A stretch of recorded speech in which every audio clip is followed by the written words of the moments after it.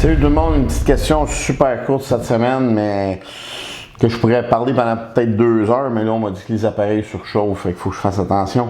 Quel est le programme ultime pour être fort? Ça, c'est un peu comme dire, c'est quoi la meilleure alcool me saouler rapidement? Il faut que tu les essayes.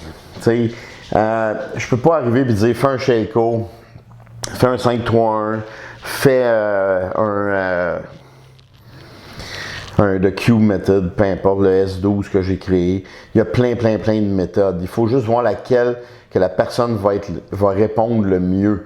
Il y a des types neurales qui vont répondre à du 1 avec beaucoup d'intensité. Il y en a qui vont répondre comme moi, je réponds super bien à un haut volume, puis très intense.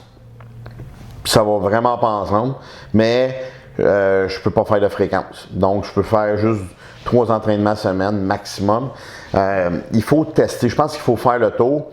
L'entraîneur devrait absolument prendre en note les meilleures réponses, soit avec le body fat, vitesse de la barre, fréquence cardiaque au repos. Il y a plein d'indicateurs en fait que vous pouvez prendre. Puis vérifier la réponse, la force aussi. C'est sûr que si un client s'est amélioré avec ce type de programme-là, il risque de s'habituer. Par contre, je pense sincèrement qu'un client devrait changer de méthode à tous les 6 mois pour aller explorer quelque chose d'autre. Moi, j'aime bien gros varier mes trainings entre les méthodes russes, les méthodes wave, puis souvent je vais travailler avec des special devices là, comme les chaînes, les weight releasers, des trucs comme ça. Fait que je m'arrange toujours pour faire des cycles comme ça.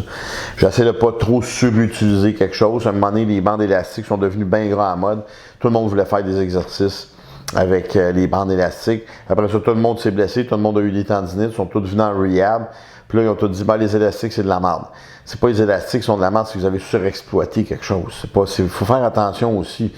Donc, le point est que si vous faites de la force, ou n'importe quel programme en fait, vous devriez essayer différentes avenues et voir laquelle est faite pour vous.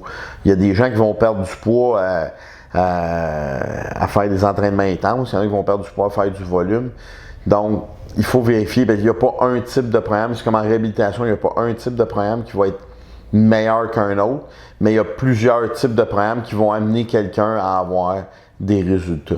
Donc, comme moi, je sais que je fais une variante de programme russe, un programme bulgare, puis un programme allemand, pour moi. Ça m'amène les meilleurs résultats. Tout ce qui est méthode américaine, je l'ai essayé, ça n'a rien donné. Ça veut dire que les méthodes américaines ne sont pas bonnes? Je ne penserais pas. Je pense qu'ils sont bonnes, mais pour moi, ça n'a rien apporté. Donc, essayez de rester critique là-dedans, que souvent, c'est pas le programme, le problème, c'est notre système nerveux qui ne veut pas s'adapter à ce qu'on veut lui donner. Et la majeure partie du temps, ce qu'on aime ne fonctionne pas sur nous. Donc, moi, j'ai toujours bien aimé les méthodes américaines.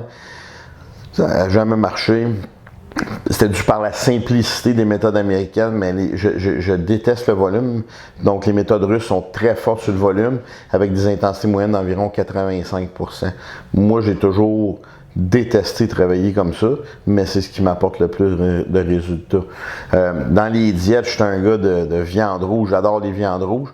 Je suis pris pour manger du poulet que je déteste, mais je le mange pareil parce que c'est ça qui me donne les meilleurs résultats. Donc, essayez de voir, tester, essayer, garder, jeter, c'est ça qui est important. Faites des vidéos, faites-vous un training log, écrivez vos données là-dedans, regardez sur ce programme-là, regardez aussi la saison de l'année. Vous êtes entraîné en hiver, vous avez fait ce programme-là, essayez de reproduire le même programme l'été pour voir si la température a un impact. Plein de petits détails comme ça. Donc, essayez, puis explorez, c'est tout ce que je peux vous dire. Donc, sur ce, bonne semaine, restez fort. Salut!